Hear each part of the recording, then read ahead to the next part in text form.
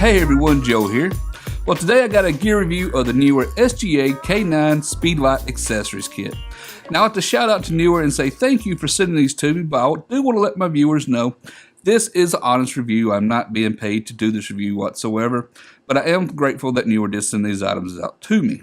Okay, that said, let's get here to this review.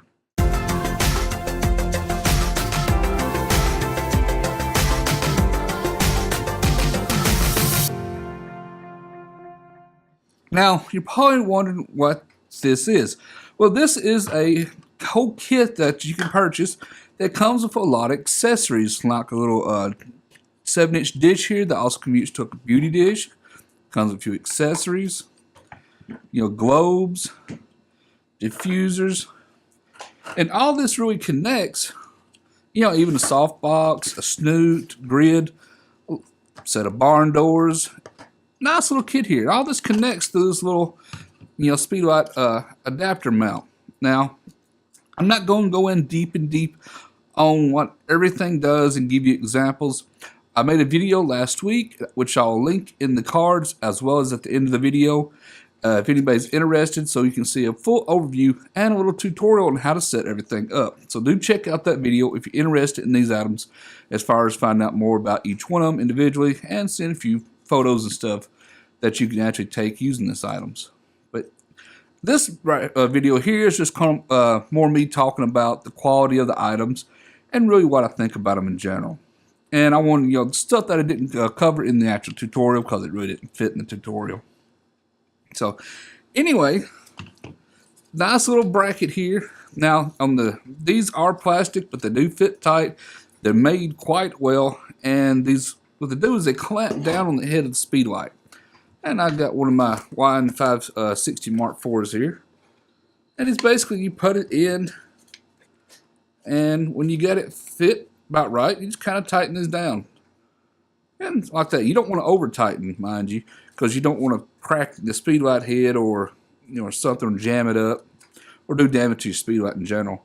But you do want to clamp down just enough to hold it. And tell you what, the rubber on these things shouldn't have any problems. Basically, you can put that on. These kind of fit in, and you twist and lock it in. Of course, like I said, check out my tutorial if you want to find out more about this. Now, at first, when I get these, they fit really tight. So if anybody's running any issues about getting these in there and twisting and locking, they'll have some small burrs and stuff on them that kind of wear off after a while. I've been using this quite a bit, so it's taking it on and off, so it's kind of started where it fits very nicely now. At first, though, it's kind of like a challenge to get a couple of these on, just because they fit pretty decent. Like for example, this one. There we go. I get it on there and that locks in. But fit really nice, and I think there's a lot of accessories in the kit, and it's a really good value for the money for what you're getting, because most of the items here are plastic, except for the grids. I believe that is aluminum. Yes, aluminum. Snoot with 20-degree and 30-degree grids. Another 30-degree that you can put on, and a 20-degree that actually goes on this. Now, these weren't marked in the kits, and only reason I knew approximately what the degrees they were is because I have other grids that are marked with the same, as far as diameter of the honeycomb and also the thickness. So I'm pretty sure this is really close to 20. On this one, the other's really close to 30. Just from having other items very similar that are marked. And the barn doors are quite nice. Now, they are plastic, though. They're not designed for heat, but this is a Speedlite kit, which shouldn't be getting hot. And most everything is plastic, and I don't mean that in a bad way. You don't want a lot of heavy stuff mounted to the end of your Speedlite. It's just going to make it really heavy. And let me tell you, I have a lot of aluminum and metal reflectors. They bend easy. Having something that you can bounce around and kind of bang and squish and not be bent when it does is a plus. So plastic is nice, having this as plastic. And a lot of people may not like it, but I personally think somebody who uses a lot of Speedlites, you travel a lot more, you bang stuff around, something that can kind of give instead of being bent when it's pushed together is a strong plus. And I also like that you can change these out. Now, I don't use the silver or the gold hardly at all. Matter of fact, I really haven't been using them at all.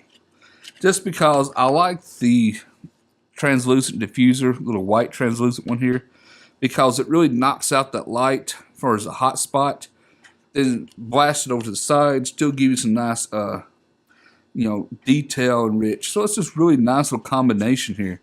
Especially if you put it on a Speedlite, put it outdoors. This is pretty nice. This is going to probably be the one I use the most, especially outdoors and stuff. I just like it so much. This one I was actually very shocked and very pleased with. I really didn't think this globe would work as good as it did, and I was amazed.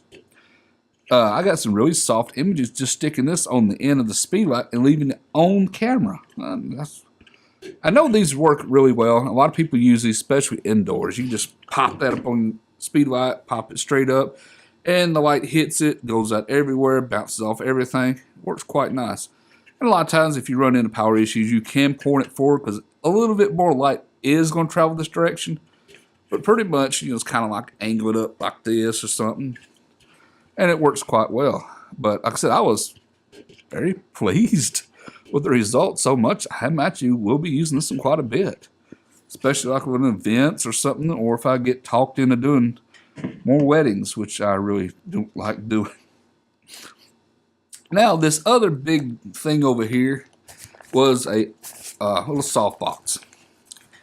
Now, this isn't a huge softbox. People's asked me to how good of a quality is it going to give. Well, let's just be very realistic here, folks. It's not, nothing, super spectacular. It's just a simple, basic softbox. It's made quite nice, made very light. But the softer the light, you're just going to have to get it closer to your model or your subject or whatnot. You can't stick this box, 5 feet away and expect it to do much more than just a bare Speedlite. Well, it is better than a bare Speedlite, don't get me wrong. But, you got to have, distance to size is relative here. Closer you can get something, the nicer it'll look.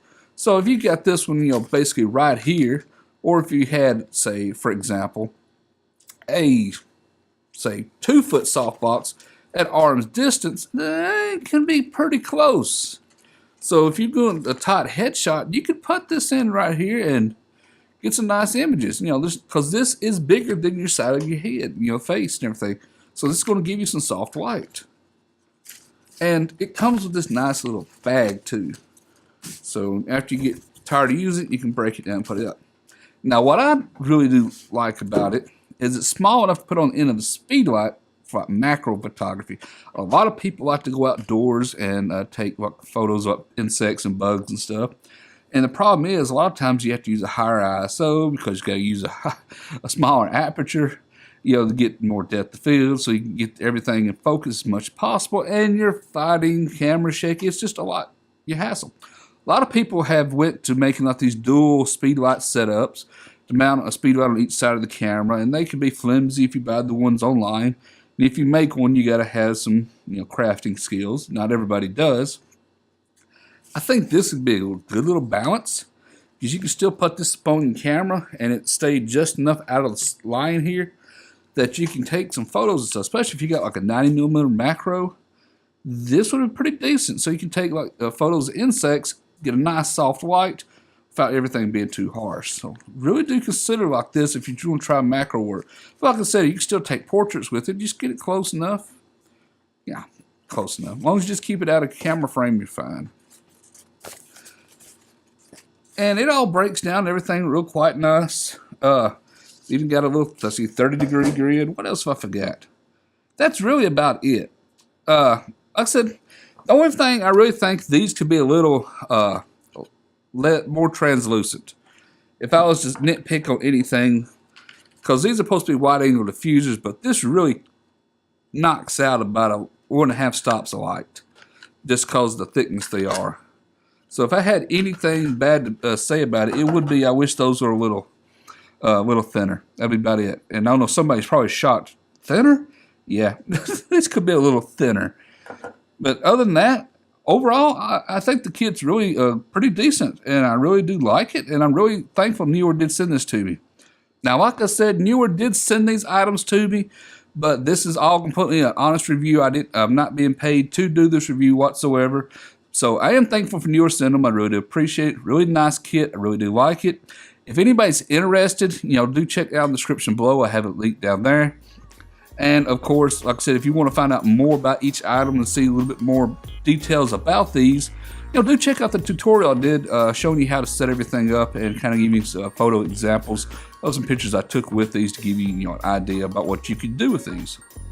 But anyway, that's it for this video, everyone. Hope you like this review. If you do, how about give me a thumbs up? Thumbs up's always highly appreciated. If you're not a subscriber to my channel, please take time to subscribe. Subscribe is free, it's for you, and let you know when I release more videos. Until next time, everyone, thank you for watching.